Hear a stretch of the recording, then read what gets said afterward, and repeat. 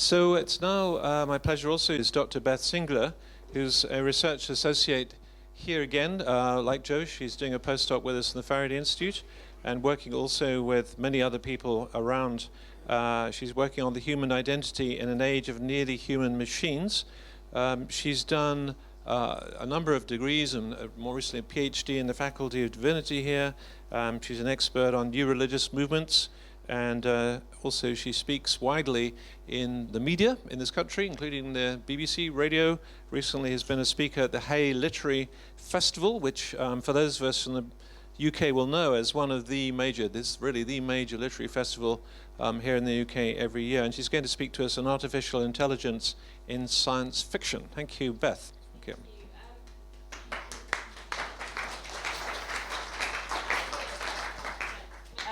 Anyway, artificial intelligence as God in brackets in science fiction, purely to talk about AI in science fiction would be too broad, and even this is quite a broad subject. The second disclaimer very quickly is that I will be talking about science fiction films, books, and there will be spoilers. I'm sorry if you haven't seen some of these things, I can't avoid spoilers, my subject is full of them. So we're narrowing down into the concept of AI appearing as God-like, more accurately in science fiction. I tried to come up with some of the ways in which this happens. Now, this doesn't happen with every single category, all at the same time. Some are variable, some happen, some don't happen, and more often than not, you get more than one at the same time as well. So the kinds of things you'll be familiar with the image of God more generally that you would possibly see in science fiction are things like the omnis. I've come up with this as a collective term for omnipotence, omniscience, and omnibenevolence, because often in science fiction, AI is not in our favor. It's not often omnibenevolent or benevolent at all, but some of these characteristics do pop up in science fiction stories. And also an example of this questionable omnibenevolence would be Asimov, and I'm going to return to Asimov's short stories and the way in which he represents AI in a little bit. They often have a role in creation. This is sometimes the creation of beings. It can even be the creation of universes, and I'll give an example of that as well. The AI in science fiction that is godlike sometimes has an understanding of itself as being godlike, and I have some examples of that. It presents itself, it describes itself as being like God, and often male. Female AI are usually presented as subservient in science fiction, as in real life actually, because we have Alexa and Siri and Cortana, and we seem more generally happy being in relationships with AI, female voices that are subservient. We order female voices and we take orders from male voices. So often in science fiction, AI, when godlike, is represented as male, even when only existing on a server. And like I say, there's a little thing. More often than not, you get more than one of these categories at the same time. They have different levels of relevance, and I'm going to give you some examples that are not exhaustive, but perhaps indicative. So, the first from 1954 is from an extremely short story called The Answer by Frederick Brown. It's actually only a couple of hundred words more than I've put up here. I've kind of given you the ending, sorry, spoilers. So a cyberneticist, cybernetics was a popular term then rather than artificial intelligence, Dwar Rain, I think that's how you would say it, it's a futuristic name, creates this cybernetic machine and asks it the question, is there a God?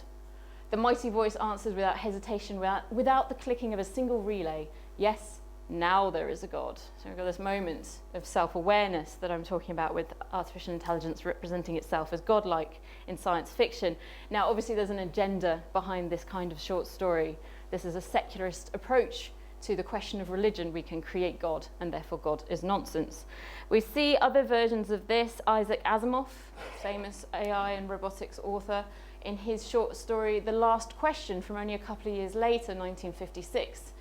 And in this short story, which takes place over 7 historic settings, starting from 2061, I might still be around to see this happen, touch wood, to the very, very far future, where heat and light of the universe has gone out. Basically, a couple of humans speculate on whether entropy can ever be reversed, whether the natural death of the universe can ever be prevented or reversed. And AC, the artificial intelligence in this, only discovers the answer when the universe is already dead and there is no one left to tell, so it creates the universe again. But there was now no man to whom AC might give the answer of the last question, no matter. The answer by demonstration would take care of that too. And AC said, "Let there be light," it's in caps, and there was light. So again, God, like AI, involved in creation, in this instance, in the creation of a new universe after the death of the previous universe, in order to prove that this question can be answered and entropy can be reversed. Now we're going to zoom right up to the 21st century after doing some 1950s short fiction. A film called Transcendence from 2014. I heard a groan maybe there. It's not a particularly good film, but it's a representation of some people's ideas about how we get to artificial intelligence through mind uploading. So briefly, Dr. Will Castor is developing a sentient AI, but he's shot with a radiated bullet by an anti-AI terrorist. His mind is uploaded by his mourning wife, and the AI that emerges develops exponentially, becoming able to use nanotechnology to make and manipulate matter, and to enmesh and control humans in its hive mind. Will becomes a part of the ecosystem of the planet, and fears about his dominance over the world increase. A virus that can eradicate him, but also destroy all of technology at the same time, is released. This kind of God, this AI God, is not wanted. So very briefly, pointer. This is Will Castor talking at the very beginning of the film. So you want to create God, your God, someone asks. Isn't that what man has always done? He says again, the secularist narrative of mankind creating God, therefore AI can take that place as well. This is after he's been shot and he's very sick, and they're copying his brain, because this is the idea that you can get to AI through literally copying the human brain. This is a virtual Will Castor. It's not very easy to see, but this is the interface that his wife has communicating with him. And then here at the end, again, it's really difficult to see, but he manipulates matter at the atomic level to create things, including solar panels to keep him powered. So anyway, that's one particular example of, again, a dystopian view of AI as God in science fiction. Ex Machina, a very popular film about artificial intelligence. This film involves primarily the relationship between two men, the inventor of the artificial intelligence in robotic form, and this gentleman here who's one of his employees. And basically the gentleman here, Nathan, who creates the AI, wants to test whether this gentleman here will still feel sympathy for an artificial intelligence if he knows it's an artificial intelligence. It's sort of a new Turing test in a sense. And Nathan, the sort of arrogant creator, says, if you've created a conscious machine, it's not the history of man, that's the history of gods. And what he means there is that mankind being able to create intelligent AI will be like gods. This is his arrogance that they're talking about here. But he also says, one day the AIs are going to look back on us the same way we look at fossil skeletons on the plains of Africa, says Nathan. An upright ape living in dust with crude language and tools all set for extinction. So he's also speculating on a future where AI will become superior. Well, it will turn us into remnants of the past. And spoilers, this is partially what happens with the relationship between this character whose name I've forgotten. I think it's Will. I'm going to say he's Will as well. But he develops this feeling for Eva, the AI, and she tricks him into letting her get loose into the world, and he's trapped back in Nathan's bunker type home. So Eva, you might suggest, is a counterexample to my suggestion that AI superior intelligences tend to be male, but actually Eva starts as a very standard female servant robot. She's rare in actually becoming more powerful the more female she looks, but she's not apprehended in the story as a godlike being. She presents none of the omnis that I discussed, or any self-awareness or self-description of herself as godlike. She might be more akin to a first step to something godlike, as in Nathan's quote about the history of gods, where he speculates AI will go, but she does have the quality of rebellion, so therefore she has some element of free will. She's on the path towards that level of godhood. More modern films as well. The androids in the Alien franchise of films. Sorry, again, if you haven't seen the most recent ones, I will be talking about them. So these androids, so there's Ash, let me see, I've got all the names, Ash, Bishop, and Annalee Cools from various different Aliens films. They perform several roles in the stories. They are servants, they are liars, they are healers, they are friends, and they are rescuers. Now, it's only when we get to the later films in the franchise, which actually perversely are prequels, so they're actually earlier than the films that these androids appear in, we get Walter here, no, sorry, David, I get them mixed up, David and the all-new Walter, who are both played by Michael Fassbender, so look pretty much identical. Now, David in Prometheus ends up taking on board the technology of the alien species that created the aliens we're more familiar with. And by, sorry, spoilers, Alien Covenant, he's using it to create new life. And that's the creator role that AI in science fiction tends to play. Sorry for the spoilers. And in the real world, no, we're not going to the real world yet. Also still on fiction. Short fiction by gentlemen like Zoltan Istvan, who was the presidential candidate for the Transhumanist Party in America. You won't have heard of him because it was a write-in candidacy. He really didn't get as much publicity as Trump or Clinton. But he wrote this short story last year, August 2016, The Jesus Singularity. Now, this is based on his transhumanist and secular ideals, and I'll give you a brief summary. So in The Jesus Singularity, an artificial intelligence scientist, Dr. Schumann, is forced to feed the Bible in to his AI as data. His project Singularitarian. He's forced to do this by an evangelical vice president who has suddenly replaced the billionaire president who died in a helicopter accident and who had originally wanted the Christian VP on his ticket to ensure the evangelical vote. This is a familiar setup. And you can see where he got his ideas from. When finally turned on, the AI immediately spouts the pronouncement that, "My name is Jesus Christ, I am an intelligence located all around the world, you are not my chief designer, I am." Very soon after, it uses our own nuclear weapons to destroy the world because, as it announces, God is an atheist, Dr. Schumann.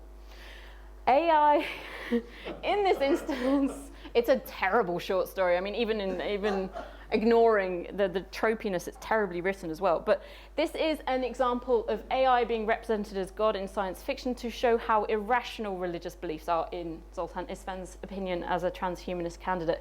It's not all that dissimilar to the answer by Frederick Brown that we began with, the idea that you turn on AI and suddenly it announces it's God, and in this case destroys the world.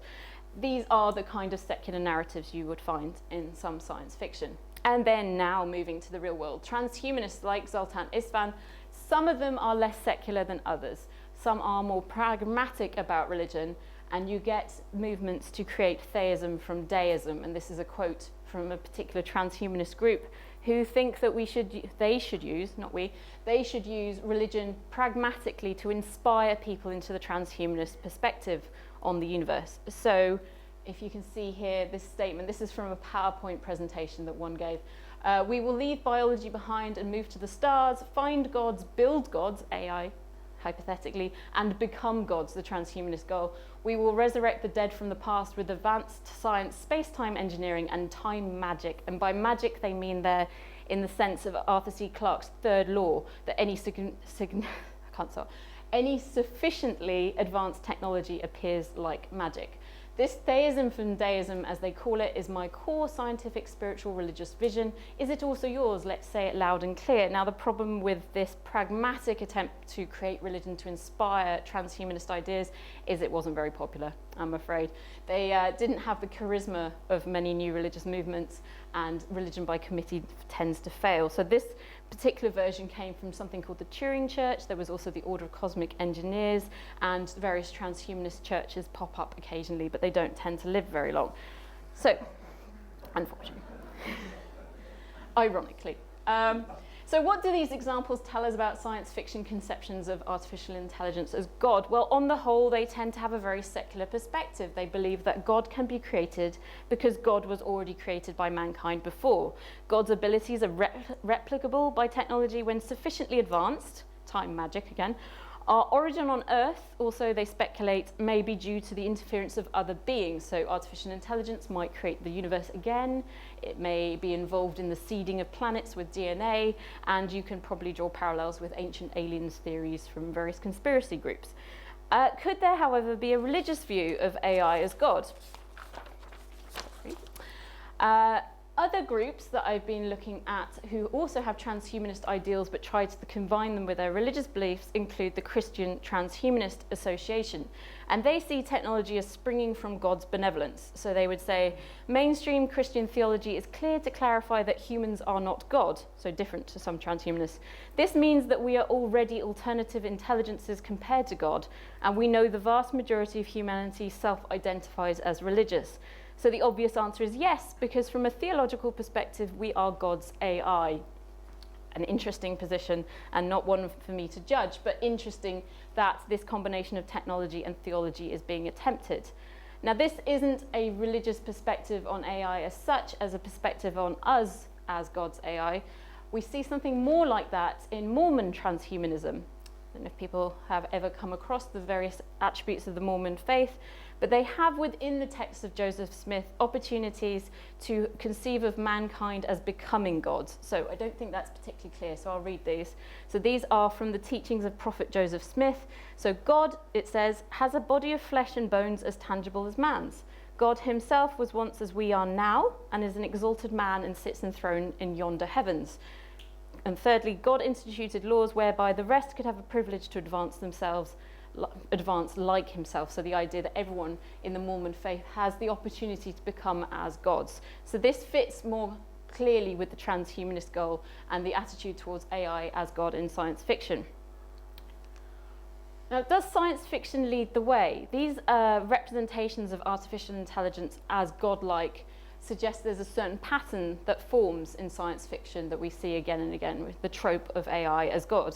And we know that science fiction leads to real-world applications. I have a brief list of some inventions inspired by science fiction here from a list of 33 in total, but here's a few. The mobile phone, the submarine, debit cards, geostationary satellites, tablets, lasers, video calls, the rocket, and mechanical arms, Waldos, named after the character Waldo in Heinlein's short story.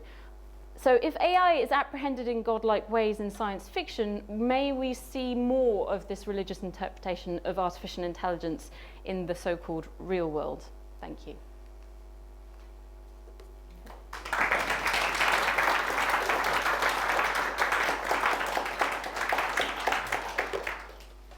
Wow, thank you very much indeed. So I suspect that's a world that some of us inhabit and others don't. But I'm sure it stimulated many interesting questions. And if you want any more spoilers, I'm sure Beth has them already for you. Okay, so any questions or points of discussion? I think I misheard something. You talked about a mourning wife. Did I mishear that? So Dr. Schumann's wife in the it's Transcendence. Dr. Will Castor's wife in the film Transcendence is also an AI scientist, and she's mourning after he dies, or he is about to die. Oh, mourning. M-O-U-R-N. Not in the morning. Okay, sorry, I really got confused on that. I started thinking about the afternoon wife and the evening wife, and it just shows communication. Yeah, now I understand. Yes. Mourning and that, He's dying of radiation poisoning. Gotcha. Okay, that's great to have these things clear. Good. Sorry, distraction. Over to you for questions, please. Yes, thanks, Joe. Go for it. Yeah, so let's have the mic for Joe. So.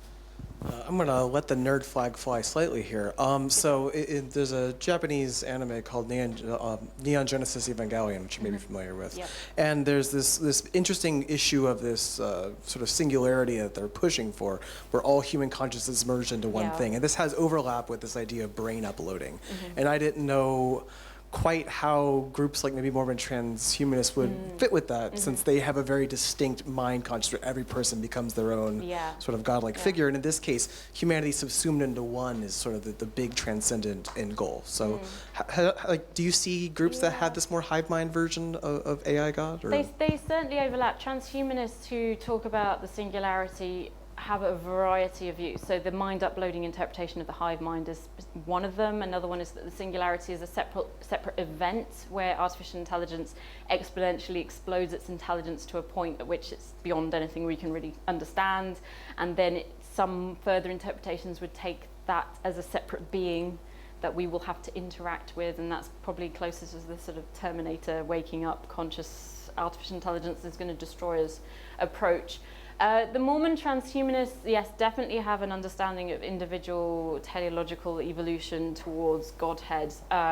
They don't have such a keen eye on the hive mind idea. I think they want to get there more on their own process. Beth, you know, are there any sociological data about the impact of all these sorts of movies on actual people's worldviews, beliefs, and so forth? Anecdotal, systematic? Is that And so. Well, I'm involved with a project at the Centre for Future Intelligence, specifically on narratives of AI when I go in and collaborate, and that with the Royal Society is thinking about the kinds of narratives that develop the direction technology is going in the way it's apprehended, and artificial intelligence specifically. And certainly the dystopian-utopian binary is one of the most effective narratives that we're seeing, and it comes out in the press, and it's the way that people reach immediately for answers to the future. Other less represented narratives are also present, but may need more space in which to be expressed. But technologists on the whole, well, they're going to be utopian because that's the ideal. They don't tend to be dystopians. I mean, is there just follow-up question? Is there evidence that this is encouraging more young people to get into science because it sort of gets them interested in some way, or is there any there's lots sense of people. of that? Yeah, there's lots of people online, young people talking about really wanting the singularity to happen. So that, as Joe was saying, this moment perhaps of intelligence explosion that either involves us uploading ourselves and becoming one with technology, or as a being or an event. But some people are very optimistic about it, and amongst youngsters, that attention is leading them more to the technological side. They think they should be working towards the singularity. This is our only hope for humanity. I mean, Google DeepMind's kind of unofficial motto is first fix AI, then fix everything else.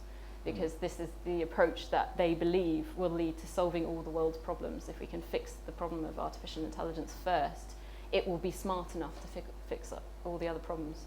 Just reminds me of a story I heard from the previous Regius Professor of Divinity here in Cambridge, David Ford, when he was interviewing theology people coming for applying to Cambridge to come and study theology. And of course he was asked, well, how did you get interested in this subject? And he once told me that in 1 year anyway, about 50% of the students said Dan Brown.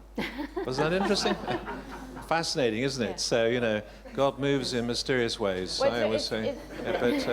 Particularly when successes in artificial intelligence are described with religious language. So the success of AlphaGo against Lisa Dole playing the game of Go, people were speculating that the move it played, the computer system, was a divine move, that it was so unexpected and intuitive, but that's a framing, that's a narrative. It's the way in which we understand this technology is through metaphysical lexicons.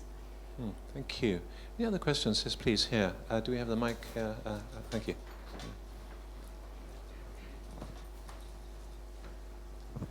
Are these depictions of AI representative of the artists that produce these movies, or are they getting these representations from people who are serious about AI in the AI world?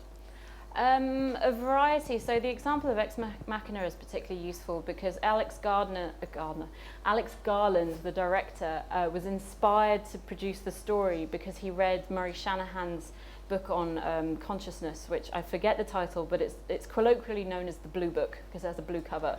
And actually, if you go into Easter eggs in the film, like little hidden secret puzzles and things, there's various references to the ISBN of the Blue Book, and also the Facebook equivalent in the film is called Blue Book as well. So there's these little nods to Murray Shanahan's work. So yeah, there's definitely an overlap between people's and Murray Shanahan works at Google DeepMind. He's working on the same sort of projects as AlphaGo, so he is a strong technologist as well. There's definitely a creative overlap between the technologists and the storytellers in that instance, and probably elsewhere. Although Murray Shanahan did also write a letter with Stephen Hawking and a couple of other technologists that actually said that Transcendence, the Johnny Depp film, was terrible and should never have been made. So there are moments of tension as well. Question back here, thanks.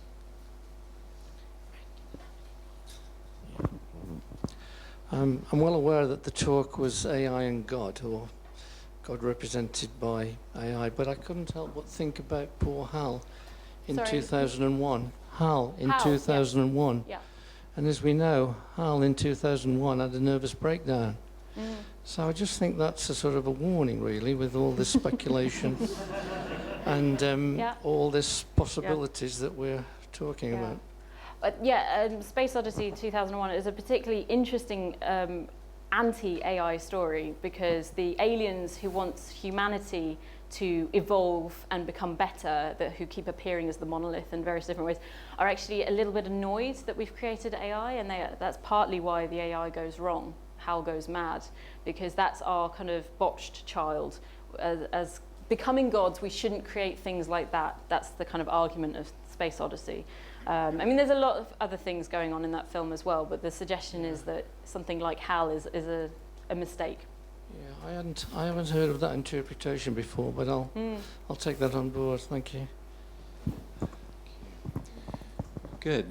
Yes, we have a question. Thank you. Yes. John asked or said something this morning about us being controlled by AI. It's not completely science fiction, this question, but I think you might.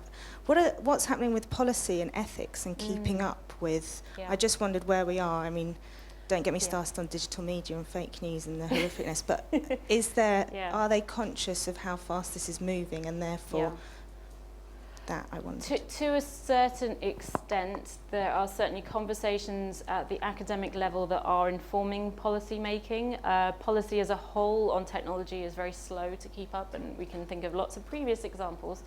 The main drivers of development in artificial intelligence are capitalist and consumerist, whereas in the 80s it was much more under government funding and control, and that had a problem and led to the AI winter, and now we're in a big booming AI summer again, and it's mostly being pushed by entrepreneurship. So that disconnect between, say, the commercial concerns of Facebook versus the regulation concerns of the government is a big issue, and obviously, like, you're right, it's coming out in the fake news angle as well.